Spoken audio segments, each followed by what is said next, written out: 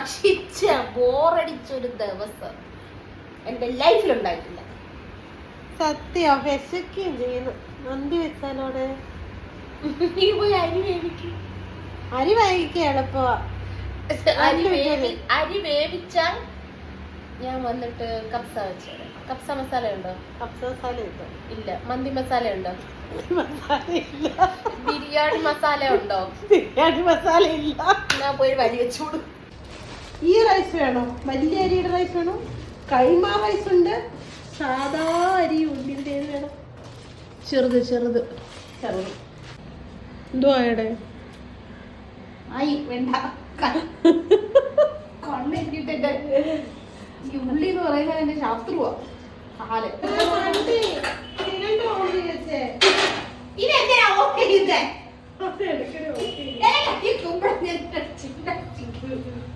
അരിയും ചോറോട് ഒരുമിച്ച് വെച്ച വേണ്ട. എന്തിനാ തുള്ളുന്നത്? കണ്ടരിയുന്നു മാറ്. ഒന്നും അറിയത്തൊന്നുമില്ല. പക്ഷെ കണ്ടാക്ടില്ല അര കുട്ടിക്കാൻ.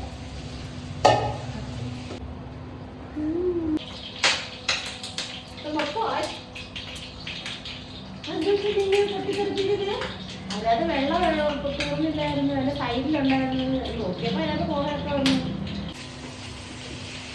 ചിക്കൻ വറുക്കുന്നു. ചിക്കൻ വറുക്കുന്നുണ്ട്. അതിന്റെ വെള്ളം അരി ഇടാൻ എന്തുവായി? ഞാൻ ഒന്നാമത് സത്യം പറഞ്ഞ ഒന്ന് ഇളക്കി സെറ്റ് ചെയ്ത് വെച്ച്. ഇല്ലെങ്കിൽ നല്ല സെറ്റ് ആയിട്ടുണ്ട്. കോഴിക്കാലൊക്കെ അങ്ങോട്ട് എടുക്കാന്ന് കൊണ്ട് കാണാം. കണ്ടോ കോഴിക്കാൽ? എനിക്ക് ഈ കോഴിക്കാൽ ഇരിക്കേ.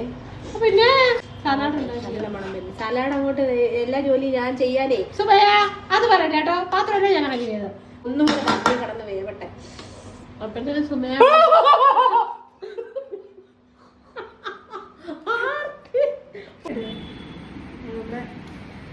സൂപ്പർ ബിരിയാണി. ചങ്കിന് ചൂടാട്ടോ. ചിക്കൻ കാലുണ്ട്.